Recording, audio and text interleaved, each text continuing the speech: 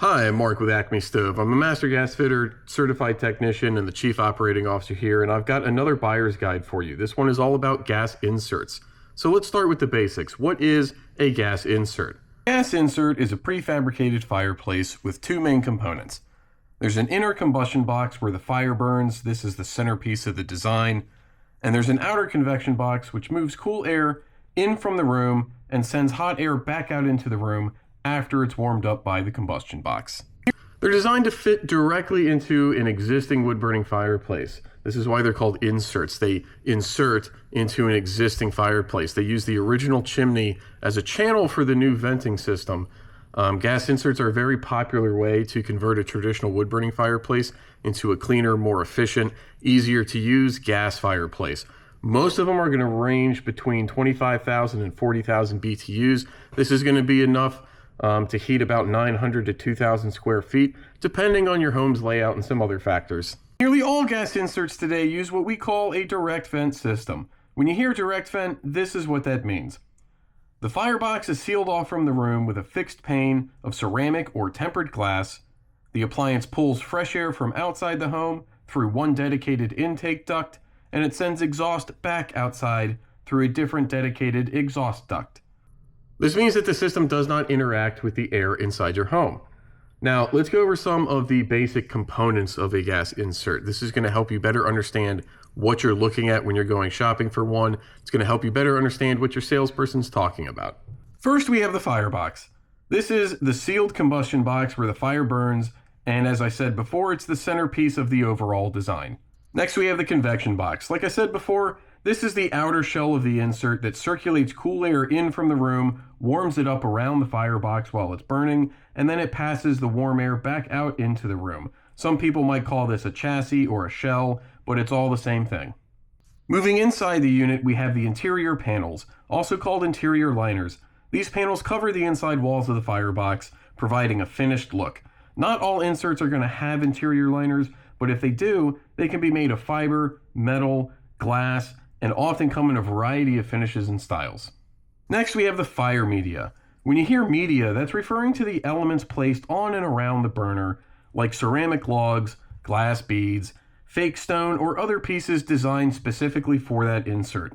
The media sets the tone for the overall presentation and often serves both an aesthetic and functional purpose.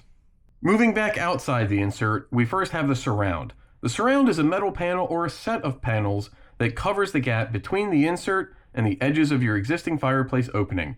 It usually overlaps a portion of the fireplace facing, giving the appliance a seamless, finished appearance.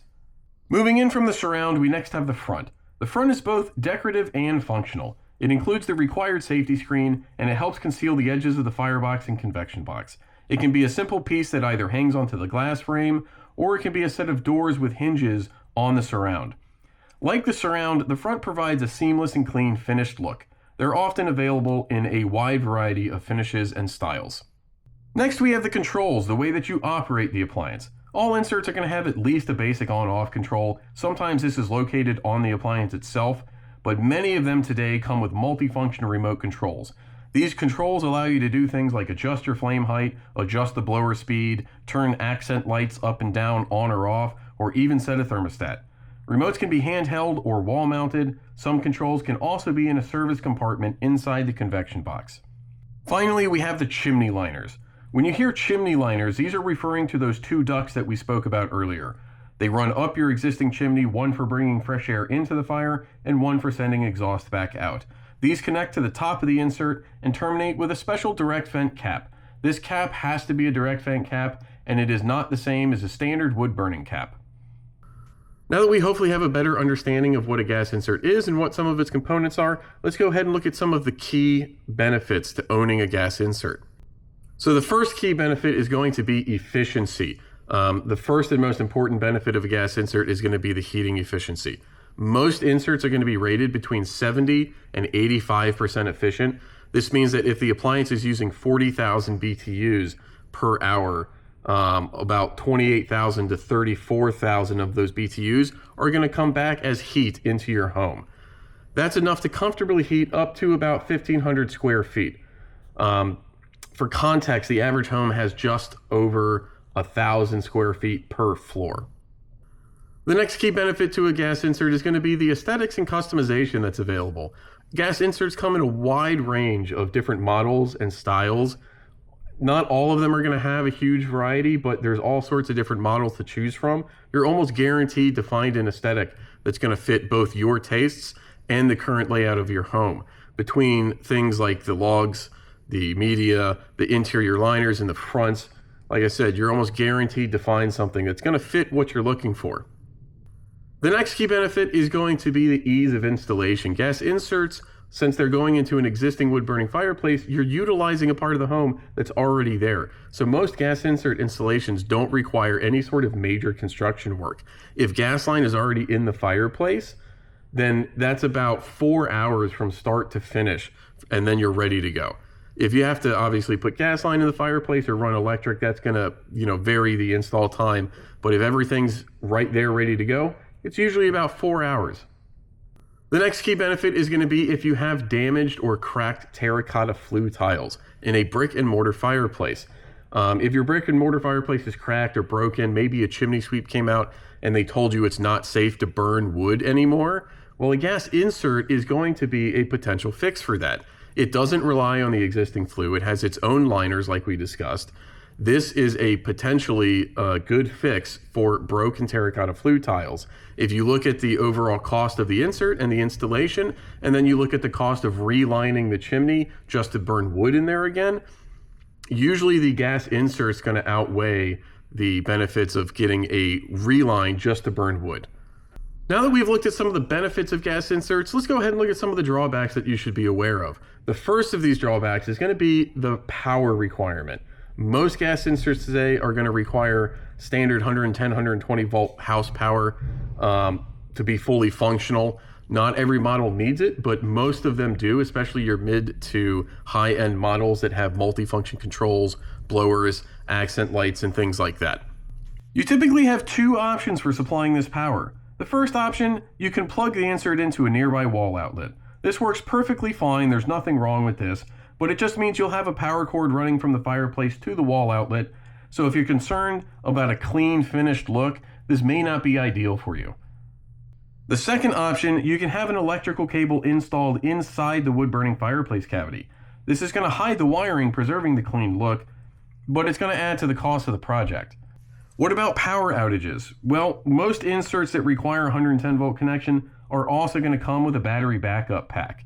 Once you install this battery backup pack, you can turn the fire on and have flame and heat, but you're not going to have things like blowers or accent lights or other things that require 110 volt power to run. The other drawback of gas inserts is going to be the drawback that usually prevents most people from getting a gas insert over other alternatives like a gas log or an electric insert, and that's going to be the price. There's no way around it. A gas insert is just much more expensive than a gas log set or an electric insert. Most mid to high-end gas inserts are going to be around $6,000 to $10,000, and that's just for the appliance itself and the liners. That doesn't include installation. So if you want to get the major long-term benefits of a gas insert, like the heating, the efficiency, the availability of different features, you're going to have to be prepared to pay for it. So is a gas insert going to be the right choice for you? Well, if you've got a cold space and you need reliable and efficient heating for that space, and you're prepared to invest about $6,000 to $10,000, then yeah, a gas insert is absolutely going to be the best option for you. They look great. They come in a wide variety of styles. Many of them put out a significant amount of heat. If you're looking for heat, I really want to emphasize this. If you're looking to heat the space, then a gas insert is going to be the best option for you. If you're thinking, I'm not sure a gas insert is really right for me, let me go over a couple other options for you. If heat is important to you but your budget's limited, I'd recommend looking into a vent-free gas log. Vent-free logs can still put out a lot of heat, up to about 40,000 BTUs worth in some cases, but they're much more affordable than an insert. They do come with their own considerations though. If you don't need heat but you still want a great looking fire, then I would look into a vented gas log. These are again going to be much more affordable than an insert, but they're not designed to heat your space, and vented gas logs tend to look really good. If you don't have access to gas, or you want to stay electric and you still want a little bit of heat, keyword being a little bit, then an electric insert might be a good fit for you. They're very easy to install. You still need to consider a power supply, but they don't have gas connections or venting to worry about, so they're relatively simple. Just keep in mind that most only offer about 1,500 watts of heat, which is enough for roughly 250 square feet. It's about the same as a space heater or a hair dryer. I'll be doing another buyer's guide on electric fireplaces soon, laid out just like this one, so keep an eye out if you want more info on those. I hope this guide helped you better understand what a gas insert is, what it does, what to listen for when you're talking to your salesperson, and maybe some questions that you might want to ask them. If you have any questions or comments, feel free to leave them below. We're always happy to help. Don't forget to like and subscribe and hit that notification bell. We've got a lot more content coming out soon. We got DIY guides, more buyer guides, all sorts of good stuff about fireplaces. I'm Mark with Acme Stove. Thanks for watching. Stay warm.